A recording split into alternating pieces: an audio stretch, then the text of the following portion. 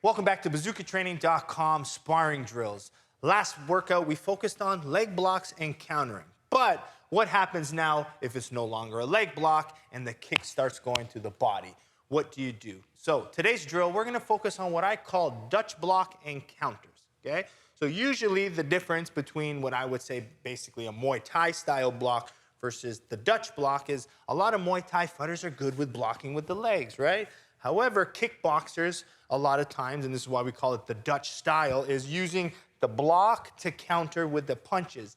One, you can defend well because you don't want to block a body kick with one arm. If you block a body kick here, I'll use with Mike here, and he throws it on one forearm, I'm using a hard tibia versus a smaller radius and ulna in my forearm, and the chances are the strong tibia is going to break my arm. And we've seen them in a lot of good fights. So you have to have an answer to it. So the answer is one, the Thai style, like a low kick. I can bring my legs up and block, right? And then I can counter. But the Dutch block is nice because it's fast with the hand and you can bring good power punches off of that. Okay, so let me explain what it is. Now, we'll start with the lead side kick from Mike here. And the idea is I need to block. One, this hand has to be up. So if Mike throws, for example, I don't know the level, so this needs to protect my temple and my head, right? No matter what. This block comes across, and you see, this is nice and tight. Now, the trick is, I don't want to put my wrist here on my head, because if the kick comes high and it hits me, it still hurts. So I like to have what I call like a little bit of a shock absorber. So having this little bit of a shock absorber takes a little bit of the pressure from when it hits my head. I don't feel as rocked. So nice and strong here. And then this block here catches as the kick comes.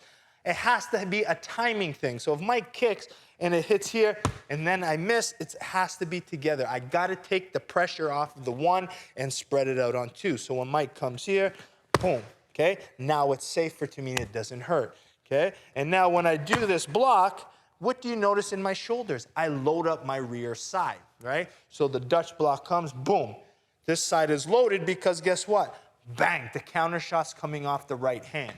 Now, again, the main shot is the right hand, but you could follow up left hook, right hand, cross hook, low kick. It doesn't matter what the follow-up is, but the logical shot is the defense and the right hand. So again, if I'm playing here, Mike comes up, block, boom.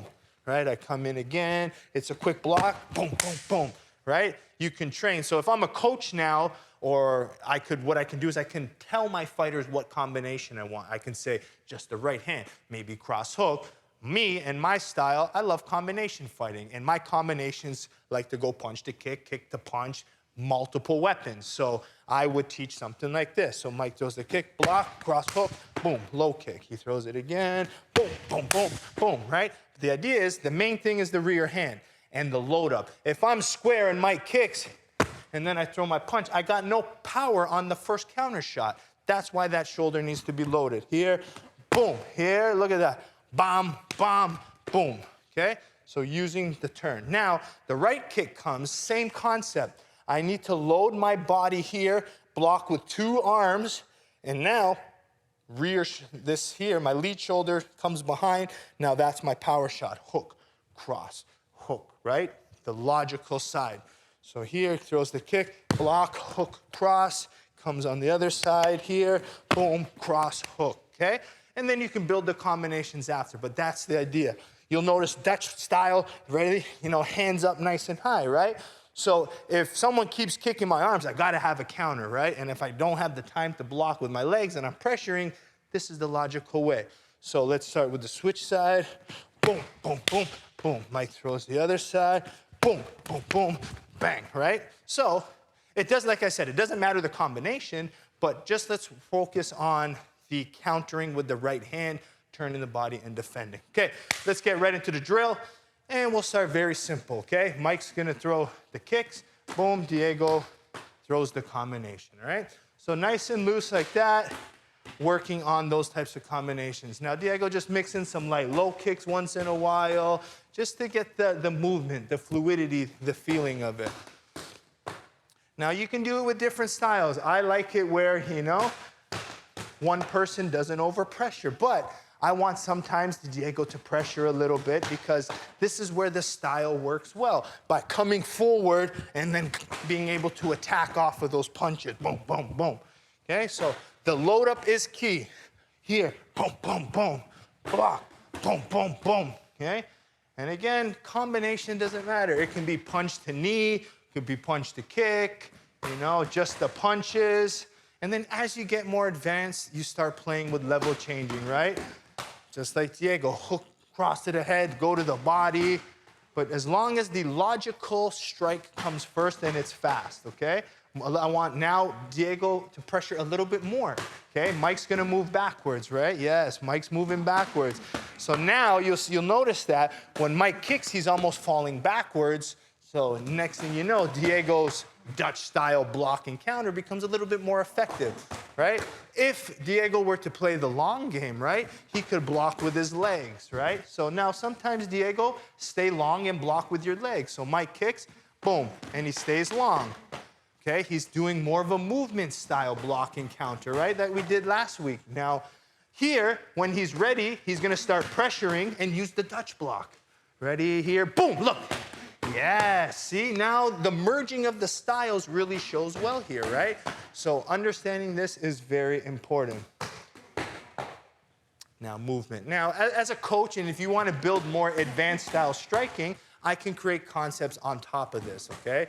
So what we can do now is I can say Diego to go into a clinch to a push-off attack. So combo, clinch, creates a push-off attack, and then attacks off this. So you can see now, this was the concept, but just now when your fighter grasps the concept, you gotta put it into the bigger picture now, right? So now, again, I'm gonna get Diego to merge last week's drill with the blocks and the Dutch-style fighting, okay? So he's gonna play around with the two, boom.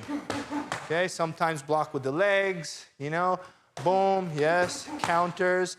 And now, the other option Diego can do now is when he blocks with his legs, he can counter with his legs. Now, when he Dutch blocks, there you go, see? And then when he Dutch blocks, he goes with the hands first. So different styles of defense and countering with the legs depend on your pressure, your movement, and the types of countering you want to do. So you can see how the whole system is starting to come together. Good, right? Too many times, fighters are not worrying about the kicks. And we sit there, and two things tend to happen, okay? So Diego's gonna give an example of what most people do. If the body kick comes, they slip and move right away. They get out totally, right? They slip, and then they don't have counters. But really, if someone kicks, that's a perfect opportunity to counter, right? That's what most people do. It's not wrong, but now this is Diego's reset. He's breathing. He's still not landing the kick. Another one, we'll see people pull back like the Thai style. That's one way. Not my favorite way of doing it, but that's one way. So movement, distance, and then when Diego's comfortable, he'll start doing the different types of defense, okay? Sometimes he moves, sometimes he slips, sometimes he Dutch blocks, okay? But yes, this workout was all about the Dutch block. Logically blocking, setting yourself in a position to counter well, right? But, okay, once you grasp that understanding, put it into the bigger picture. There are different ways to block, there are different types of counters, but this is just one of the more effective, faster ways if you want to get your hands firing off of it. Now, why does someone throw an arm kick? Why does someone throw body kicks, right? One, it's called cracking the shell, so they can hurt your forearms, right? But two, it slows you down offensively, so it's almost a defensive tactic. If a Muay Thai fighter keeps kicking my arms, and every time I go to punch, they kick my arms, it's gonna make me think twice from wanting to throw my hands. So what you do at this point now is, this is when you start playing around, right? I want to be able to block and then counter right away. Make them think twice. I want to stop them from throwing the body kick, okay? So right from here, we're gonna go about 30 more seconds here. Make sure you watch the gentleman, watch the different counters. And as you get more comfortable, as you've seen with Diego, the counter changes. Head, body, head, switches, counters, level changing, okay? The creativity comes in the counter a lot of time. Structured, strong block. Now, if these blocks are hitting you and they're dropping you down, it means you're not stable. Boom. And be able to sit on your legs so you don't get pushed over. If you're getting kicked, you can't counter. Strong, strong, feet. All right, hope you enjoyed today's episode on Dutch block and counters. Remember, leg block is still important. Distance control is still important, but if you're in mid-range and you're pressuring and you want to counter with heavy hands following the kicks, the Dutch block and counter is your strategy.